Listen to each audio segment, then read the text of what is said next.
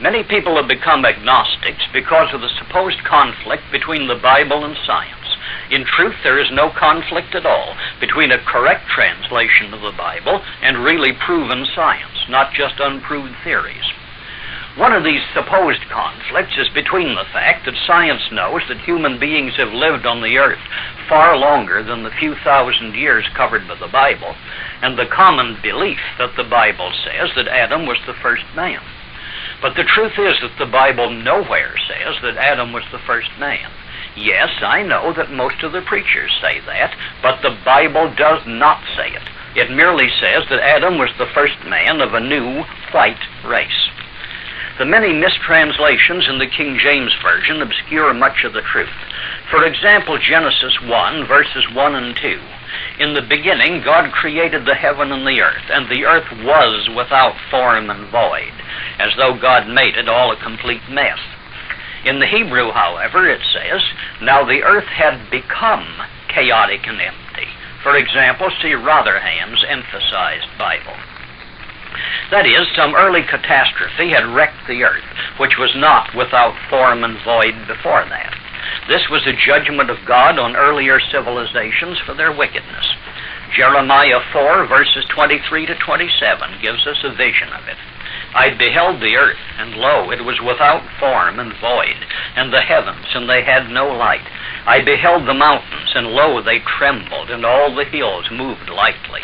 I beheld, and lo, there was no man, and all the birds of the heavens were fled. I beheld, and lo, the fruitful place was a wilderness, and all the cities thereof were broken down at the presence of the Lord and by his fierce anger. For thus hath the Lord said, the whole land shall be desolate, yet will I not make a full end. Therefore we do find buried ruins of cities older than Adam, and skeletons which can be dated by the carbon-14 process as many thousands of years older. But the Bible tells us about this. Next, the Bible tells the creation of men in the plural in Genesis 1, verses 26 to 28, saying, male and female created he them. And God told these people, be fruitful and multiply, and replenish the earth. Plenish is an obsolete English word meaning to fill, and you cannot replenish what was never plenished or filled before. But in the next chapter, Genesis 2, we find the Adam in the singular created. The Hebrew word Adam, rendered Adam in the English, is from a root word meaning to be of a ruddy complexion, showing blood in the face. A word obviously not applicable to the dark races, which we also know from scientific evidence to be much older than the white race. And when the Bible is speaking of the particular man, Adam, who was created in Genesis chapter 2, it always says the Adam. Bible scholars know that Genesis 3, verse 20, and Adam called his wife's name Eve because she was the mother of all living, is a forgery, a later interpolation which was not in the earlier manuscripts. For example, see Moffat's translation. In Genesis 3, verse 3, when Eve tells Satan that God has said that they must not touch the fruit of the tree of good and evil, the word there translated touch is the Hebrew word naga, meaning to lie with, to have sexual intercourse with, which plainly shows that these were people and that there were other people in the world at that time.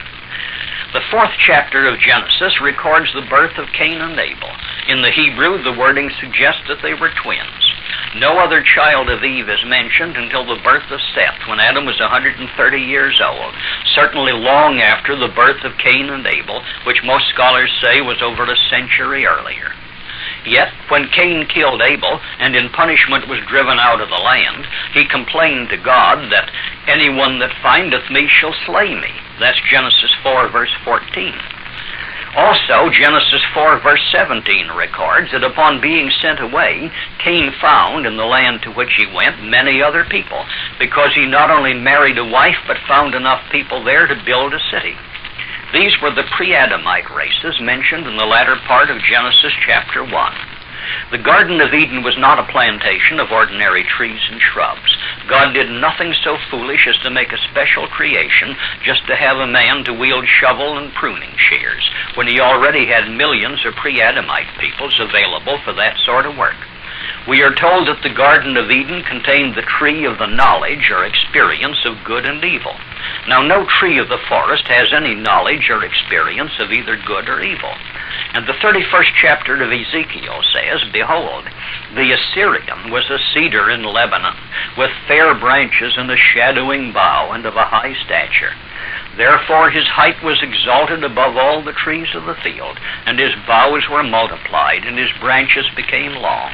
All the fowls of heaven made their nests in his boughs, and under his branches did all the beasts of the field bring forth their young, and under his shadow dwelt all great nations." The cedars in the garden of God could not hide him. The fir trees were not like his boughs, and the chestnut trees were not like his branches, nor any tree in the garden of God was like unto him in his beauty. I have made him fair by the multitude of his branches, so that all the trees of Eden that were in the garden of God envied him.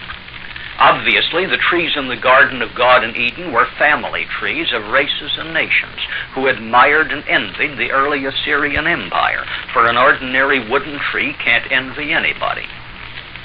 These races and nations made up the garden that Adam was to cultivate. That is, Satan had been what we might call the superintendent or governor of this planet, to rule it in obedience to God's will, until he forfeited that position by rebellion against God. Adam was sent to take his place.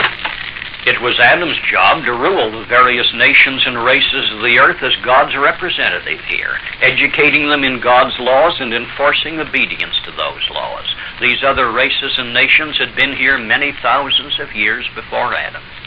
Therefore, the Bible makes it unmistakably clear that we are not all descended from Adam and Eve, for there were other races on earth, already old, already numerous, when Adam was created. And among these other races, there are several who are simply pre-Adamic, and one at least which is satanic. If you will read the 3rd chapter of Genesis, you will notice that immediately after the fall of Adam, when God required them to answer what they had done, God condemned Satan.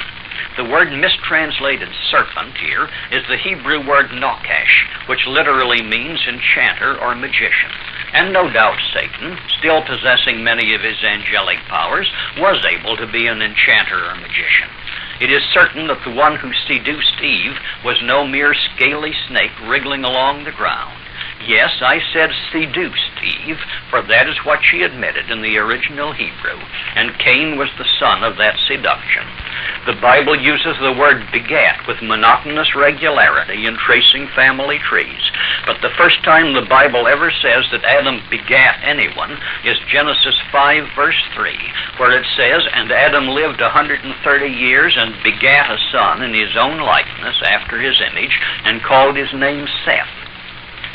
But to get back to Genesis 3, verse 15, God said to Satan, "I will put enmity between thee and the woman, and between thy seed and her seed." The same Hebrew word for seed is used in both cases. Satan was to have just as literal seed or descendants as Eve. God's own word being pledged to this, we must expect to find it actually happening. And we do. Jesus Christ himself tells us of it. In Matthew 13, verses 38 and 39, in explaining the parable of the tares among the wheat, Jesus says, "The field is the world. The good seed are the children of the kingdom, but the tares are the children of the wicked one. The enemy that sowed them is the devil." Again in John 6, verses 70 and 71, Jesus had been talking with his 12 disciples, and we read, "Jesus answered them, Have not I chosen you 12? And one of you is a devil." He spake of Judas Iscariot, the son of Simon, for he it was that should betray him, being one of the 12. And again you should read very carefully the 8th chapter of the Gospel of John, where Jesus told those who hated him, "Ye are of your father the devil, and the lusts of your father ye will do." He was not being vulgarly abusive in either of these cases, for he never resorted to name-calling for abuse. He did call some of them hypocrites, which they truly were, so his statement was precisely accurate. He did call some of them serpents, children of vipers, which again was accurate.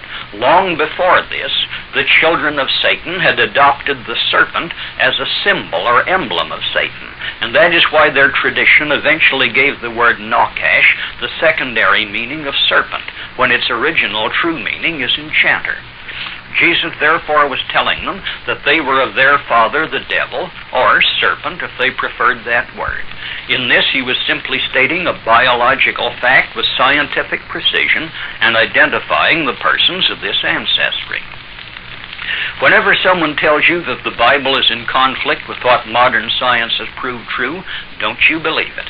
The things that many preachers teach are in conflict with scientific truth, as we all know. But these preachers are equally in conflict with the Bible. Go back to the Bible, not to any man-made doctrines, and double-check it for accuracy of translation. You will find that what the Bible really says in its original languages is accurate with a precision that our scientists have not yet achieved.